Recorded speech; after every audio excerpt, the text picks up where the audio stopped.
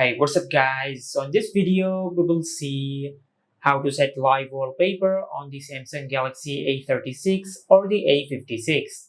Now to do that, just open Play Store and in the search bar, just search this and install this app. Then tap on Open. Now just tap on Agree and Continue and select Not Now.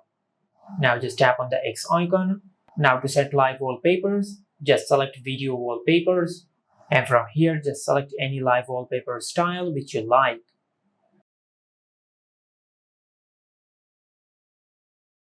Now once you select the live wallpaper style which you like, just tap on Download. Now just select Watch Ad. Then tap on Set Video Wallpaper.